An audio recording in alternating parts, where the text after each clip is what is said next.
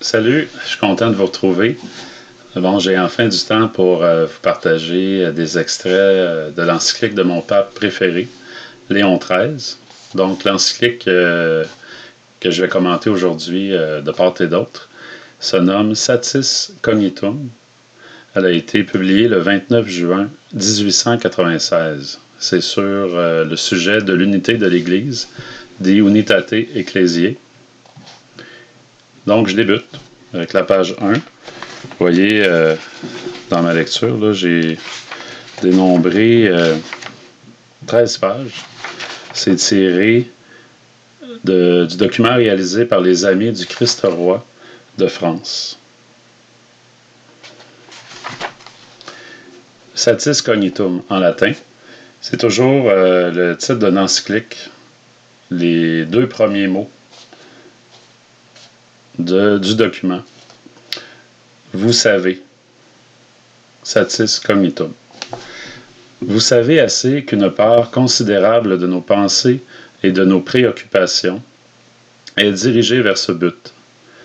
Nous efforcer de ramener les égarés au bercail que gouverne le souverain pasteur des âmes, Jésus-Christ. L'âme appliquée à cet objet, nous avons pensé qu'il serait grandement utile à ce dessein et à cette entreprise de salut de tracer l'image de l'Église, de dessiner, pour ainsi dire, ses traits principaux et de mettre en relief, comme le trait le plus digne d'une attention capitale, l'unité, caractère insigne de vérité et d'invincible puissance, que l'auteur divin de l'Église a imprimé pour toujours à son œuvre. Je vous ferai remarquer que le document parle de l'unité de l'Église, l'unité des catholiques au sein de l'Église qui est une, sainte et apostolique. Et je lance un appel aux conciliaires, aux lefévristes, ceux qui se sont séparés de l'Église catholique, les protestants, les luthériens, les évangélistes, toutes les branches qui sont issues de la réforme protestante, hors de l'Église, point de salut.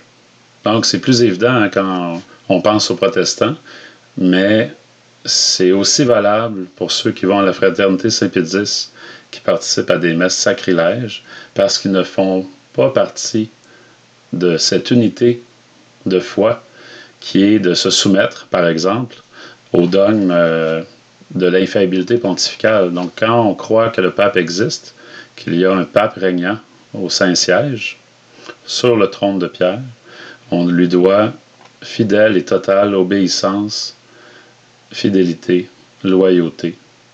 On ne peut pas le critiquer, remettre en question ses décisions, ses déclarations et décider de ne pas le suivre. Donc ça, c'est une position schismatique. On n'est plus dans l'unité de l'Église. On pense aux conciliaires, vous qui dites « ben je ne voudrais pas me séparer de l'Église ». Hein, je ne peux pas abandonner le bateau, le navire de l'Église catholique, mais c'est justement, vous n'êtes pas dans l'Église catholique, parce que M. Bergoglio, appelé par François, n'est pas un pape, ne dirige pas la véritable Église. C'est une contrefaçon. Donc, à la lecture des extraits que je vais vous présenter aujourd'hui, ayez à l'esprit que si vous n'êtes pas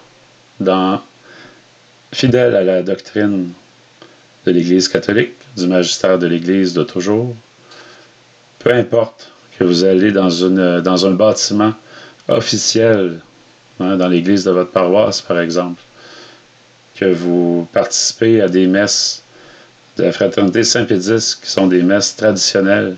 Si vous êtes en union avec Bergoglio par le Te Igitur à la messe, qui est le l'unacum que le prêtre célèbre, je vais faire une autre vidéo sur le sujet, mais rapidement, je peux vous dire que le fidèle qui assiste à la messe ne fait pas qu'assister de façon passive. Il s'unit avec le prêtre à cette prière de communion avec l'apostat qui est Bergoglio, et ça déplaît évidemment grandement à notre Seigneur, et d'adhérer à ces positions-là schismatiques de la fraternité Saint-Pédis, qui ne sont pas catholiques. Ça vous fait sortir de l'unité de l'Église, qui est une, sainte et apostolique. Il n'y a pas plusieurs vérités. Donc, écoutez bien. Considérée dans sa forme et dans sa beauté native, l'Église doit avoir une action très puissante sur les âmes. Ce n'est pas s'éloigner de la vérité de dire que ce spectacle peut dissiper l'ignorance, redresser les idées fausses et les préjugés, surtout chez ceux dont l'erreur ne vient point de leur propre faute. Il peut même exciter dans les hommes l'amour de l'Église, un amour semblable à cette charité sous l'impulsion de laquelle Jésus-Christ a choisi l'Église pour son épouse en la rachetant de son sang divin, car Jésus-Christ a aimé l'Église et s'est livré lui-même pour elle, dans Éphésiens.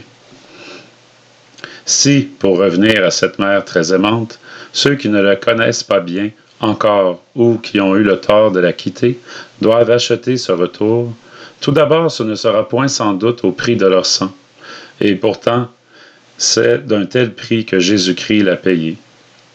Mais s'il leur en doit coûter quelques efforts, quelques peines bien plus légères à supporter du moins, ils verront clairement que ces conditions onéreuses n'ont pas été imposées aux hommes par une volonté humaine, mais par l'ordre et la volonté de Dieu.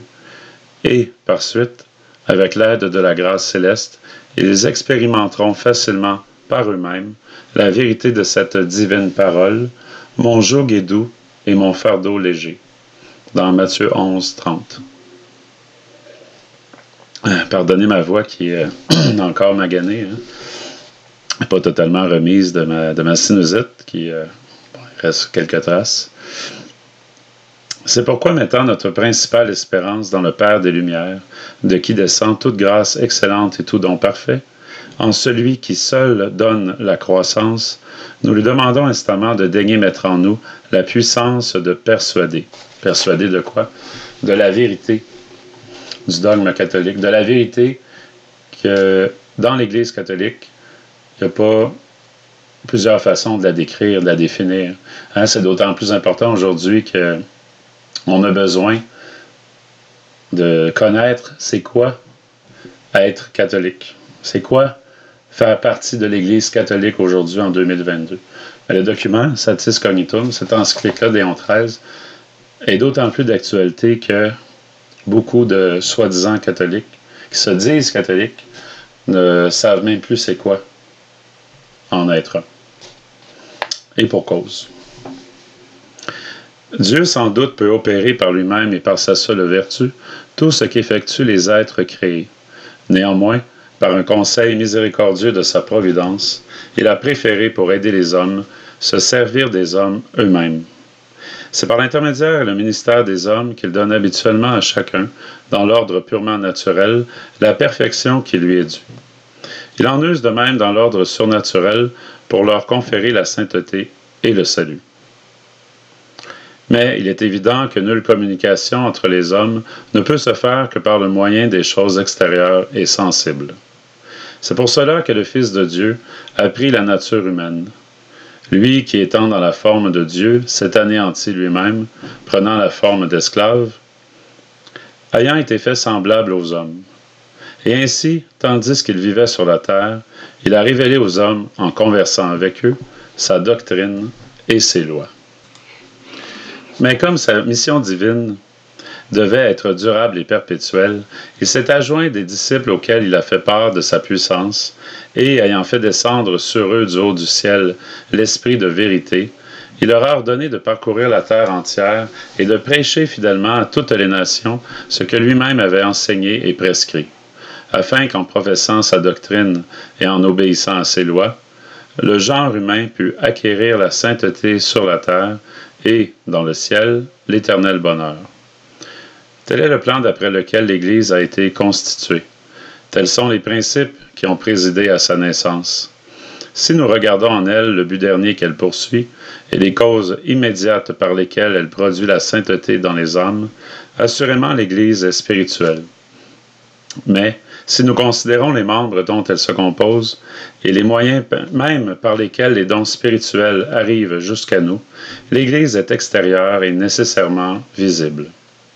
C'est par des signes qui frappaient les yeux et les oreilles que les apôtres ont reçu la mission d'enseigner. Et cette mission, ils ne l'ont point accomplie autrement que par des paroles et des actes également sensibles. Parce que les êtres humains que nous sommes ont besoin de signes sensibles extérieurs pour pouvoir comprendre, voir, entendre. Ainsi, leur voix, entrant par l'ouïe extérieure, engendrait la foi dans les âmes. La foi vient par l'audition, et l'audition par la parole du Christ, dans Romains 10, 17. Et la foi elle-même, c'est-à-dire l'assentiment à la première et souveraine vérité de sa nature sans doute, est renfermée dans l'esprit, mais elle doit cependant éclater au dehors par l'évidente profession qu'on en fait, car on croit de cœur pour la justice, mais on confesse de bouche pour le salut. De même, rien n'est plus intime à l'homme que la grâce céleste, qui produit en lui la sainteté. Mais extérieurs sont les instruments ordinaires et principaux par lesquels la grâce nous est communiquée. Nous voulons parler des sacrements, qui sont administrés avec des rites spéciaux par des hommes nommément choisis pour cette fonction. Jésus-Christ a ordonné aux apôtres et aux successeurs perpétuels des apôtres d'instruire et de gouverner les peuples. Il a ordonné au peuple de recevoir leur doctrine et de se soumettre docilement à leur autorité. Mais ces relations mutuelles de droit et de devoir dans la société chrétienne non seulement n'auraient pas pu durer, mais n'auraient même pas pu s'établir sans l'intermédiaire des sens, interprètes et messagers des choses.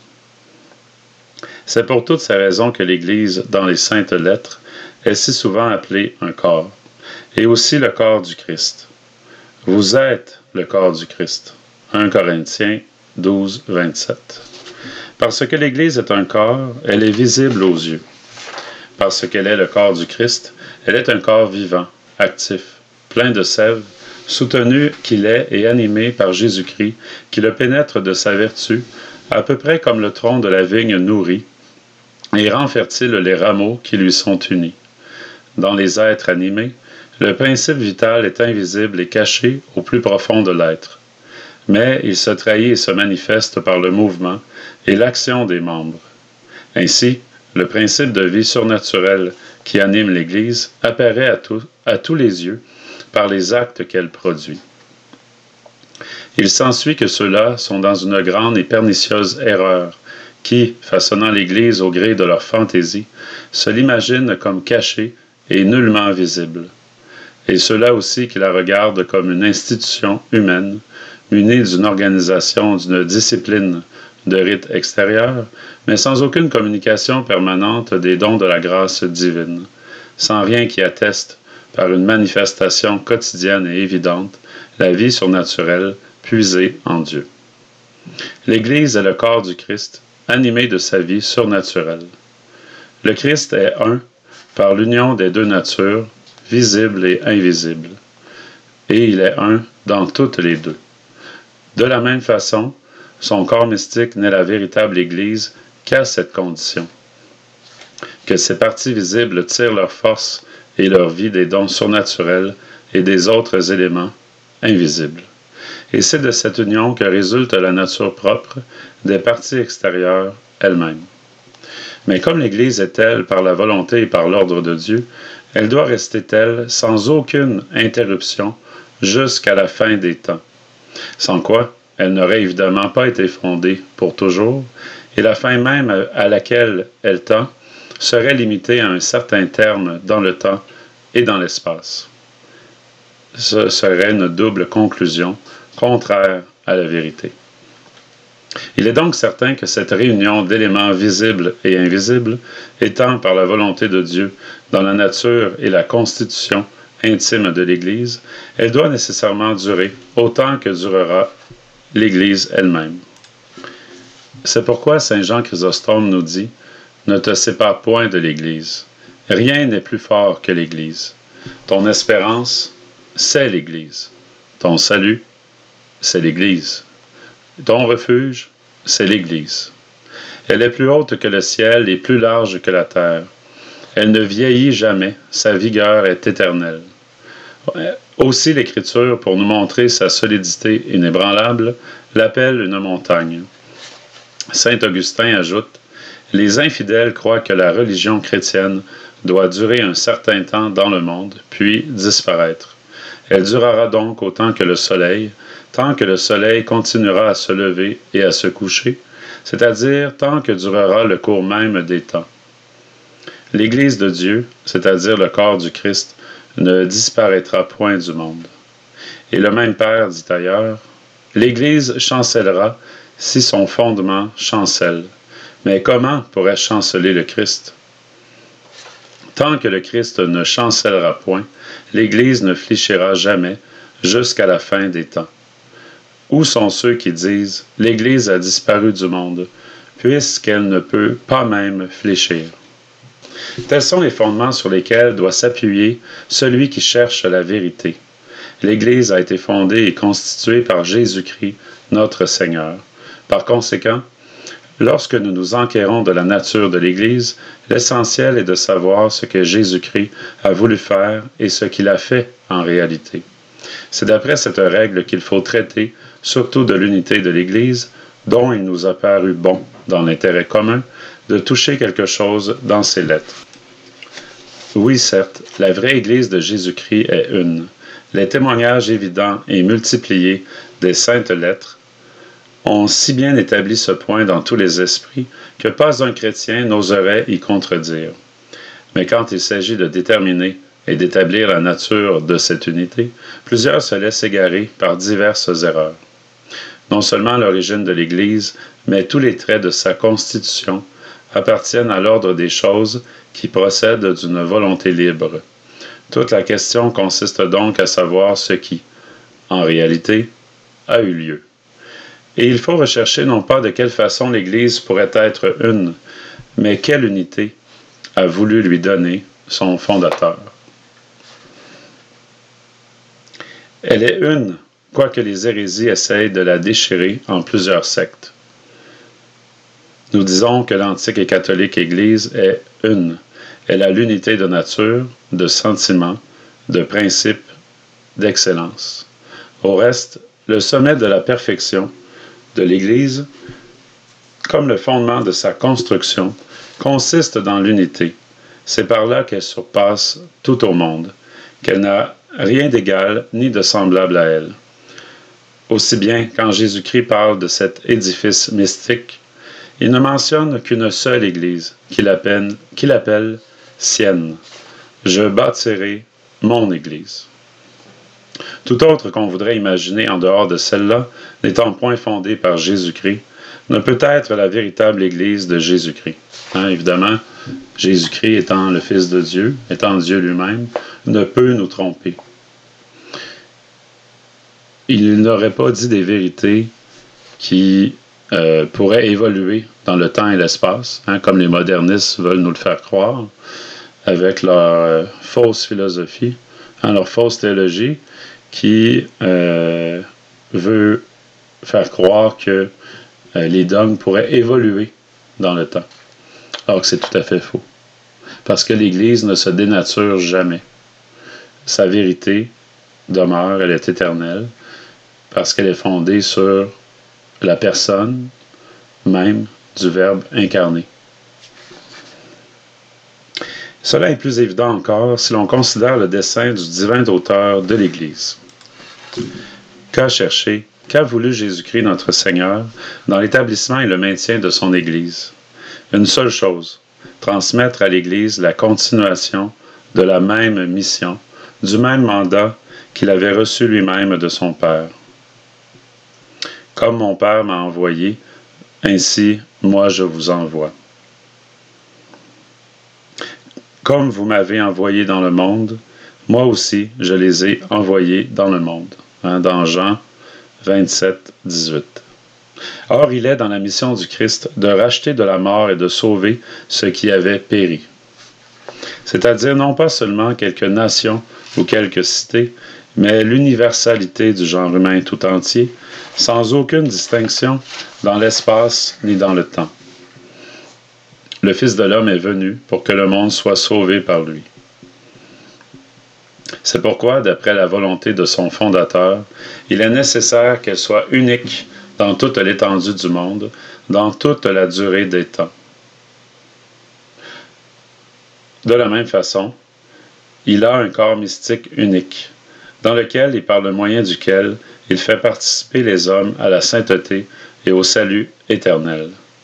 Dieu l'a établi, le Christ, chef sur toute l'Église qui est son corps. Des membres séparés et dispersés ne peuvent point se réunir à une seule et même tête pour former un seul corps. Or, saint Paul nous dit, tous les membres du corps, quoique nombreux, ne sont cependant qu'un seul corps. Ainsi est le Christ, dans 1 Corinthiens 12, verset 12.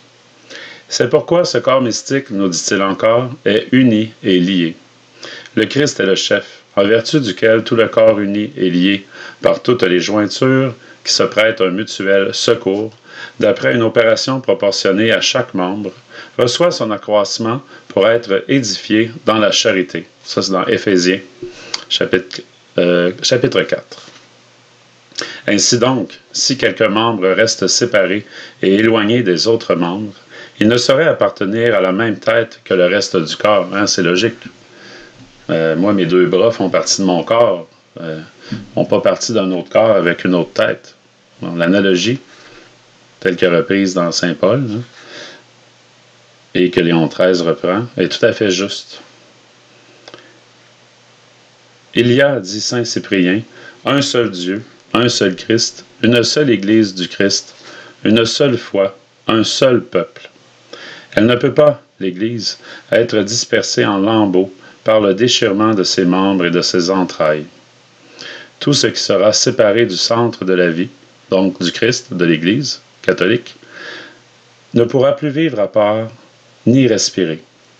Or, en quoi un cadavre ressemble-t-il à un être vivant?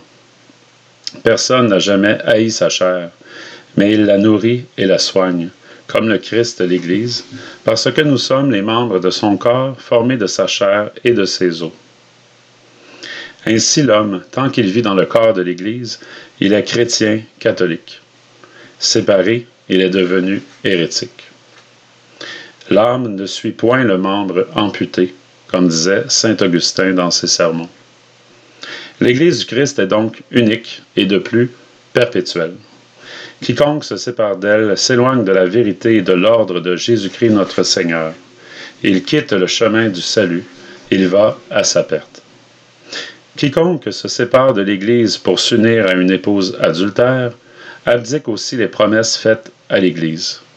On comprend ici, s'unir à une épouse adultère, c'est s'unir à une secte, s'unir à une Église, ou une contrefaçon d'Église qui se dit catholique comme l'Église conciliaire post-Vatican II, qui a encouragé, qui a enseigné des hérésies, des erreurs dans la foi, la morale, et qui sait d'elle-même, ce noyau de modernisme-là, s'est détaché du corps vivant du Christ, s'est séparé de l'Église et a trompé des millions de fidèles, des clercs, des religieux, religieuses, qui pensaient être toujours unis à la tête qu'est le Christ, pensant toujours faire partie de l'Église catholique, de son corps mystique vivant, mais s'en sont séparés sans s'en apercevoir et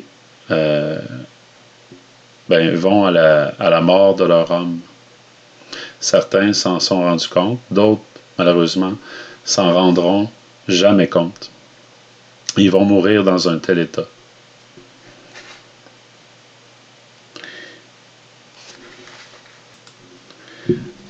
Donc, quiconque se sépare de l'Église pour s'unir à une épouse adultère abdicte aussi les promesses faites à l'Église. Quiconque abandonne l'Église du Christ ne parviendra point aux récompenses du Christ. Quiconque ne garde pas cette unité ne garde pas la loi de Dieu. Il ne garde pas la foi du Père et du Fils.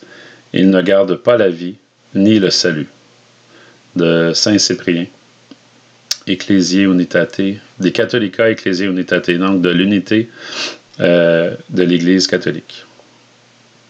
Donc, quand je parlais de la fraternité Saint-Pédis, je comprends les fidèles qui se disent, au moins j'ai accès à une église, j'ai accès à de vrais prêtres, validement ordonnés, de vrais sacrements. Pour moi, c'est peu important, c'est futile que la fraternité, les supérieurs et les prêtres s'unissent à M. Bergoglio, même si c'est un apostat et un hérétique.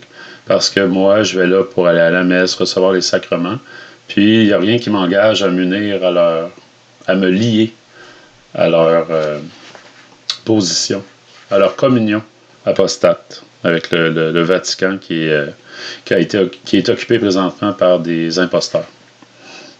Mais c'est une erreur parce que ces fidèles-là, ils sont liés quand ils participent à la messe par le sacrifice qui est offert en communion canon de la messe avec ses ennemis de l'Église catholique. Donc pensez-y sérieusement.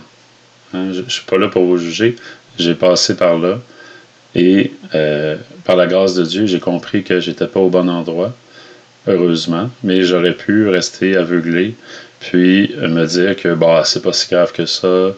L'important, c'est de faire mes devoirs de catholique, respecter la loi de Dieu, tout ça. Mais quand vous dites respecter la loi de Dieu, respecter les commandements de Dieu, respecter la loi de Dieu, c'est aussi respecter les commandements de son Église. Hein, les lois de son Église qui a été fondée par Jésus-Christ lui-même. Donc, obéir au magistère de l'Église, c'est obéir aux lois de Dieu, à la loi de Dieu. Donc, d'être soumis à un pape, de lui obéir totalement, bien, la fraternité Saint-Pédis enseigne aux fidèles de ne pas le faire, à désobéir. Donc, ce n'est pas un dogme catholique.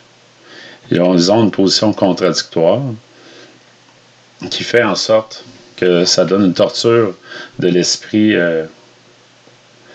incroyablement néfaste pour la foi de ces fidèles-là, parce qu'ils leur disent, écoutez, quand M. Bergoglio dit des hérésies, commet des actes qui sont apostats, ne le suivez pas.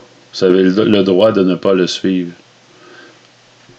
Mais à ce moment-là, ils ont seulement affirmé avec courage la vérité qui s'impose, c'est que un pape ne peut pas être hérétique, hein, comme disait le pape Paul IV.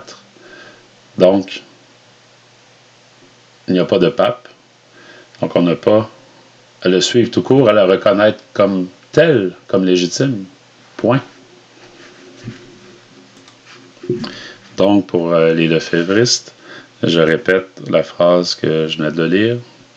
Quiconque ne garde pas cette unité ne garde pas la loi de Dieu.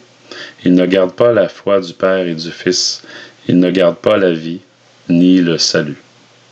Cité par le document de Saint Cyprien. Mais celui qui a institué l'Église unique l'a aussi instituée une, c'est-à-dire de telle nature que tous ceux qui devaient être ses membres fussent unis par les liens d'une société très étroite, de façon à ne former tous ensemble qu'un seul peuple, un seul royaume et un seul corps. Soyez un seul corps et un seul esprit, comme vous avez été appelés à une seule espérance dans votre vocation. Tiré d'Éphésiens, chapitre 4, verset 4. Il a même voulu que le lien de l'unité entre ses disciples fût si intime, si parfait, qu'il imita en quelque sorte sa propre union avec son Père. Quand il leur dit « Je vous demande qu'ils soient tous une même chose », quand il s'adressait à son Père, et il demandait à son Père « Je vous demande que ses disciples, qu'ils soient tous une même chose, comme vous, mon Père, êtes en moi et moi en vous. » Or, une si grande, une si absolue concorde entre les hommes doit avoir pour fondement nécessaire l'entente et l'union des intelligences, d'où suivra naturellement l'harmonie des volontés et l'accord dans les actions. C'est pourquoi, selon son plan divin, Jésus a voulu que l'unité de foi existât dans son Église, car la foi est le premier de tous les liens qui unissent l'homme à Dieu, et c'est à elle que nous devons le nom de fidèle. Un seul Seigneur, une seule foi, un seul baptême. Éphésiens chapitre 4, verset 5. Donc Jésus a voulu que l'unité de foi existe dans son Église. Pour toujours, pas juste au début. Pas on la perd, on va voir à gauche, à droite, puis on revient. Non, c'est la même foi depuis toujours, éternellement. Et je souligne votre attention sur ce passage-là, car la foi est le premier de tous les liens qui unissent l'homme à Dieu, et c'est à elle que nous devons le nom de fidèle. Donc, si on veut vraiment être fidèle à Dieu, si on veut se dire un fidèle catholique, ben c'est qu'on doit préserver de toute souillure, de manière pure, l'unité de foi telle qu'elle a été enseignée par le magistère de l'Église catholique depuis toujours. Et rejeter complètement du revers de la main le faux magistère qui a été enseigné depuis Vatican II, tout simplement.